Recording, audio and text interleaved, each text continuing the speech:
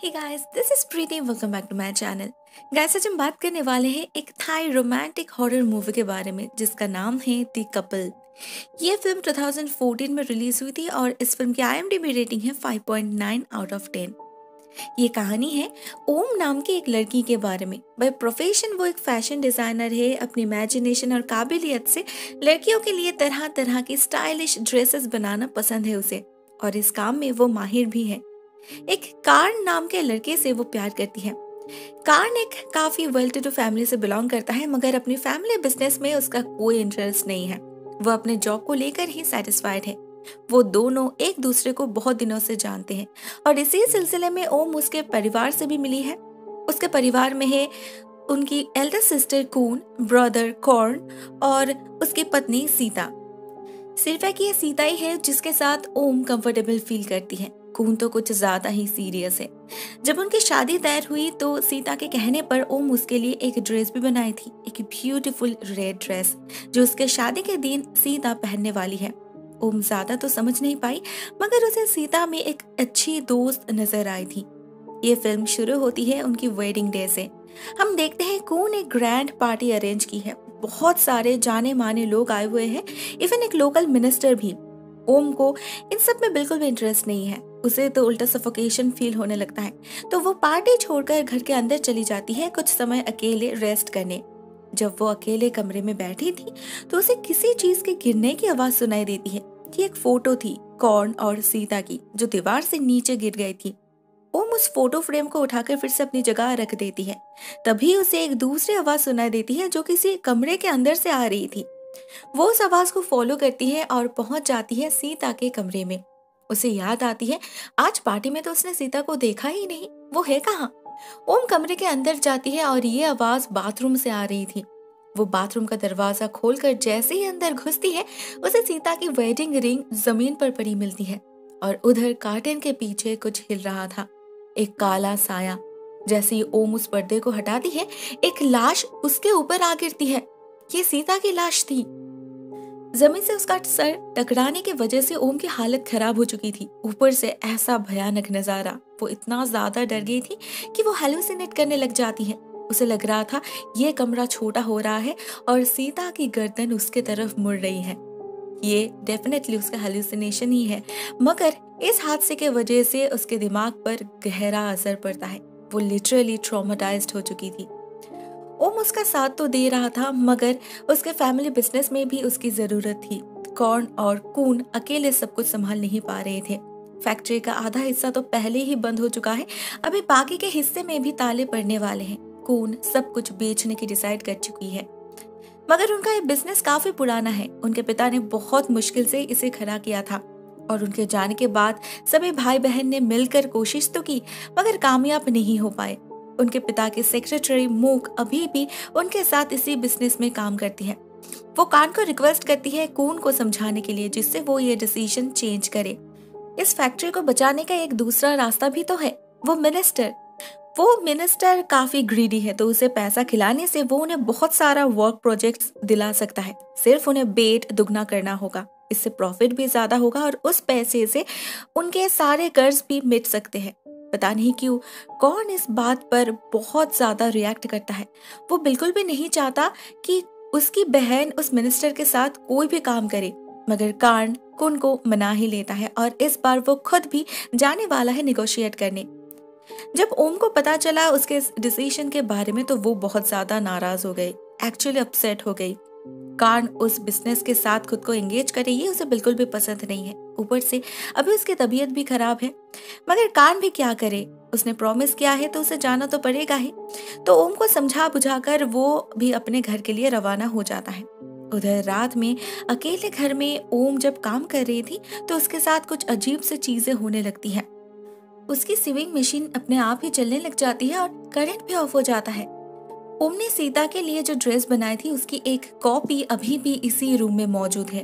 ओम बस सोच ही रही थी इसके साथ क्या किया जाए, मगर अचानक से ही वो ड्रेस गायब हो जाती है और बिजली वापस आने के बाद ओम देखती है उसके सामने सीता खड़ी है, वही ड्रेस पहनकर। डर के कारण वो बेहोश हो जाती है और उसका सेंस लौटता है कार्न के फैक्ट्री में, इनफैक्ट सीता के ऑफिस में। उसे फिर से सीता नजर आने लगी थी।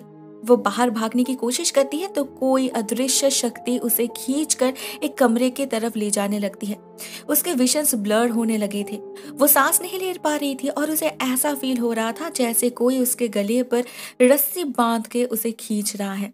फॉर्चुनेटली उसी वक्त कून उसी फैक्ट्री में काम कर रही थी, तो उसके आवाज से वो उसे ढूंढ लेती है। मगर ओम फिर से एक बार बेहोश हो चुकी थी।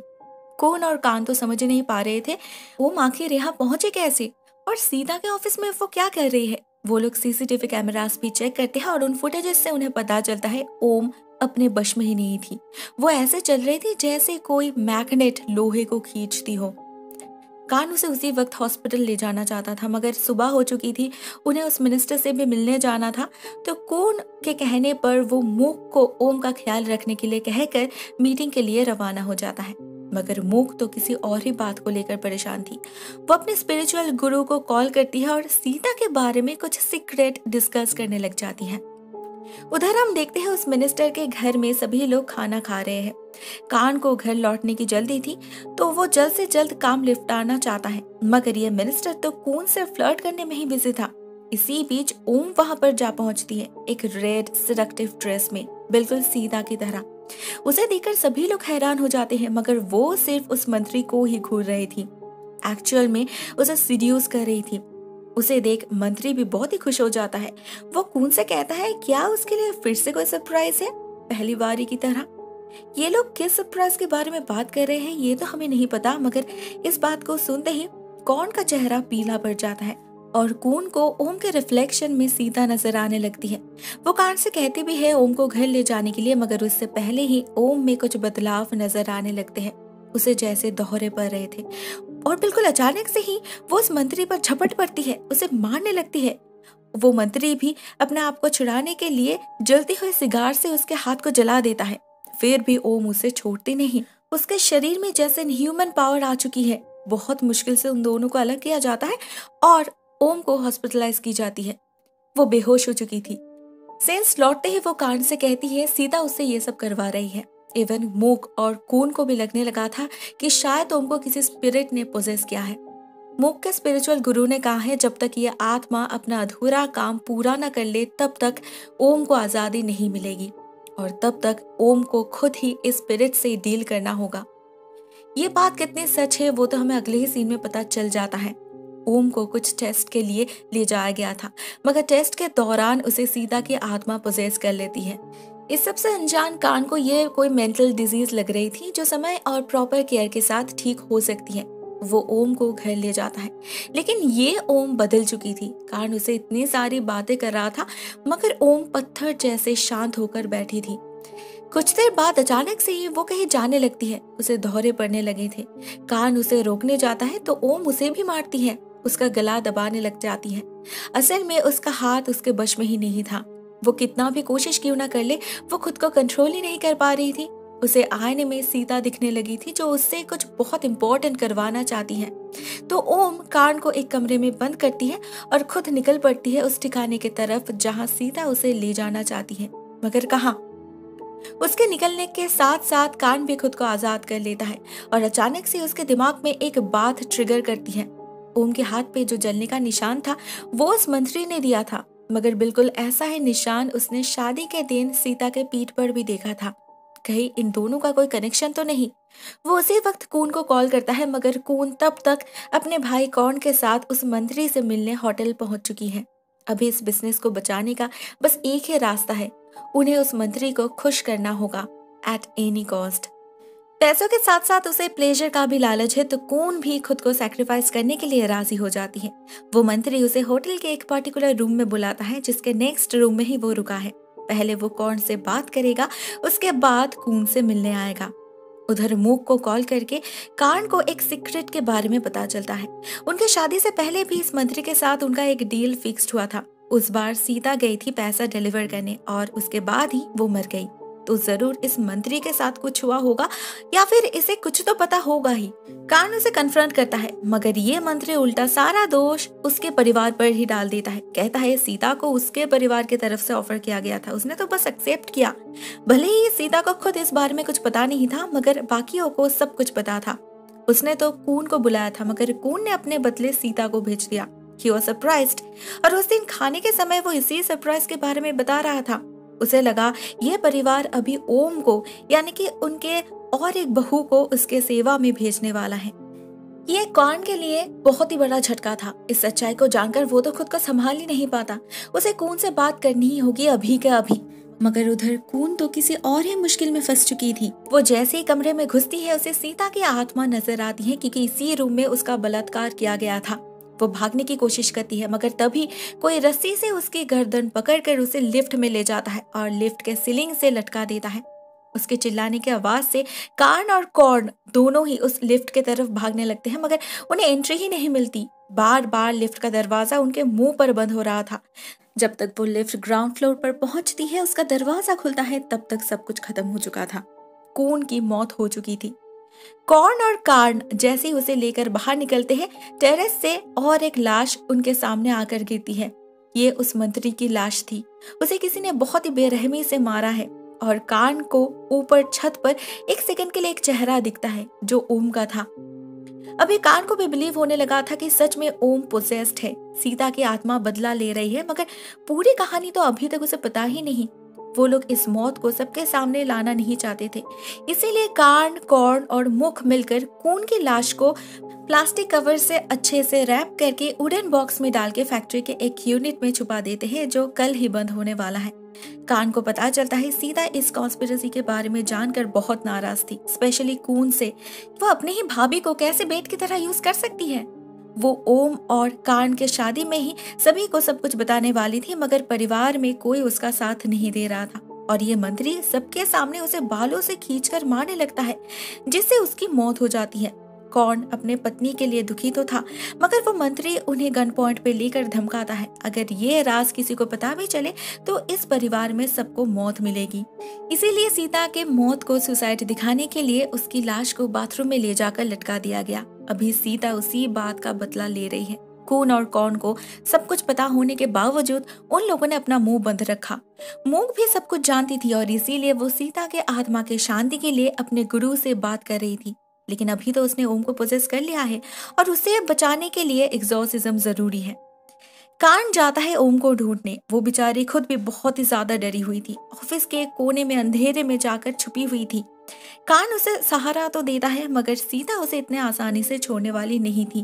उसका काम जो अभी बाकी है। ओम के हाथ पैर फिर से एक बार कांपने लगे थे। उसका शरीर अजीब तरह से बेड हो रहा था। उसका यह भयानक रूप देखकर कान भी डर जाता है और उसे रोकने की हिम्मत किसी में भी नहीं थी। ओम इस बार कॉर्न और मुख की तरफ जाने लगती है, तो कान उन्हें कॉल करके ओम को रोकने के लिए कहता है, मगर तभी बिजली चली जाती है। अंधेरे में कॉर्न और मुख देखते हैं ओम एक छिपकली की तरह दीवार पर चढ़ रही थी। कॉर्न उसे मारने के लिए बंदूक भी उठाता है, मगर ये तो असल में ओम थी ही नहीं। कॉर्न उसे ढूंढने निकल पड़ता है और कान जाके मिलता है मुख से। सीता ने तो कून से बदला ले लिया है, तो वो अभी भी क्यों उन्हें हॉट कर रही है। मुख कहती है सीता कभी इस परिवार का हिस्सा थी ही नहीं, मगर कून इस परिवार की बेटी थी, इस परिवार की इज्जत। उसने बचपन से उसकी देखभाल की है। वो मुख ही थी जिसने कून को उस मंत्री के पास जाने से मना किया था। उसके बदले सीता को भेजने की सलाह दी थी, तो जाय से सीता उससे भी नाराज है और वो उसे भी मारना चाहेगी। हम देखते हैं कॉर्न को अपने चारों तरफ सीता की परछाई नजर आने लगी थी। वो घूमते घूमते वहीं आ पहुंचा था जहां मुख और कार्न बात कर रहे थे। ओम भी वहीं थी। वो उसे देखकर शूट करता है, मगर वो गोली जाके लगती है मुख को। उसकी वहीं पर मौत हो जाती है। कॉर्न इतना ज्यादा डर गया था कि उसे इस बार सीता की लाश दिखने लगी थी। उसकी आवाज सुनाई देने लगी थी और ओम कब उसके पीछे आ पहुंची उसे पता ही नहीं चला। ओम पोजेस्ड हालत में उस पर झपट पड़ती है, उसे खींच कर कहीं ले जाने लगती है, मगर कार्न अपने भाई को बचाने के लिए आगे बढ़ता है। एक लाठी से अपनी ही बीवी को मारने लगता है। बदले में ओम उसे एक बेसमेंट में फेंक देती है। नीचे से कान को सिर्फ कॉर्न की आवाज सुनाई दे रही थी। वो दर्द में तड़प रहा था, चिल्ला रहा था। असल में ओम उसे रस्सी से लटका रही थी, बिल्कुल उसी तरह जैसे सीता की मौत हुई थी। कान कोशिश तो करता है उसे बचाने की, मगर तब तक बहुत लेट हो चुका था। कॉर्न की जान निकल चुकी थी और ओम वो भी बेहोश हो गई थी। सब कुछ खत्म हो चुका था। कुछ घंटे तक कान वहां पर ही बैठा रहा, खुद को संभालता रहा और सुबह होते ही कॉर्न की लाश को पैक करके उसी यूनिट में भर दिया जहां सीता और कून की लाश ऑलरेडी मौजूद थी। मगर कुछ देर बाद ही हम देखते हैं कॉर्न का सेंस लौट आता है। वो बेहोश हो चुका था, मरा नहीं। खुद को ऐसे हालत में देखकर वो पैनिक करने लग जाता है। प्लास्टिक रैपिंग के वजह से वो सांस नहीं ले पा रहा था, उसका दम घुट रहा था और धीरे धीरे उसी हालत में तड़पते हुए वो गुजर जाता है। ठीक वैसे ही जैसे सीता को मरना पड़ा था। सीता ने उससे रिक्वेस्ट की थी अपने हिस्से का पैसा लेकर यहाँ से निकल जाने के लिए। उस हैवान ने उसके साथ क्या किया था, उसे कितना दर्द दिया था, सब कुछ उसने कॉर्न को बताई थी। मगर इस कॉर्न को तो अपनी बीवी के इज्जत से ज्यादा अपने परिवार के रेपुटेशन की पड़ी थी, भले इसके लिए उसे अपने बीवी को क्यों ना छोड़ना पड़े। सीलिंग से लटकाने के बाद भी सीता जिंदा थी। उसने बार बार कॉर्न से रिक्वेस्ट की थी उसे बचाने के लिए, मगर कॉर्न सिंपली वहां से निकल गया, सीता को उसी हालत में छोड़कर। बेचारी सीता दर्द में तो थी ही, साथ में बदले के आग में भी वो जल रही थी और इसी आग के साथ उसकी मौत हुई। उसके अपने पति ने उसे धोखा दिया तो आज उसने बदला भी ले ही लिया। कॉर्न को बिल्कुल वैसी ही मौत मिली जैसे उसे मिली थी। अभी फाइनली उसका काम पूरा हो चुका है तो वो ओम के शरीर को छोड़ देती है, क्योंकि सिर्फ यही कॉर्न और ओम ही थे जो सच में इनोसेंट थे। उन्हें ना कभी बिजनेस में कोई इंटरेस्ट था, ना इस कंस्पिरेसी की कोई जानकारी थी। फिल्म के एंडिंग में हम उन दोनों को फिर से एक बार एक साथ देख पाते हैं। उस लाशों से भरे यूनिट को फैक्ट्री वर्कर ने सील कर दिया है। शायद अभी सब कुछ पहले जैसा नॉर्मल तो नहीं हो सकता, मगर होपफुली उनके रिश्ते पर इसका कोई असर नहीं पड़ेगा और वो राज उसी फैक्ट्री के साथ बंद रह जाएगा हमेशा हमेशा के लिए। दोस्तों, ये कहानी यहीं पर एंड हो जाती है। सिंपल सी रिवेंज स्टोरी लगती है दिखने में, लेकिन असल में है नहीं। कहानी जैसे जैसे आगे बढ़ रही थी, हर एक पहलू के साथ साथ अलग अलग ट्विस्ट के बारे में पता चल रहा था, विच इज रियली इंटरेस्टिंग। आज के लिए बस इतना ही दोस्तों। Thank you so much for watching this video. बहुत जल्द मिलते हैं आपसे एक नए वीडियो के साथ। तब तक के लिए टेक केयर, टाटा।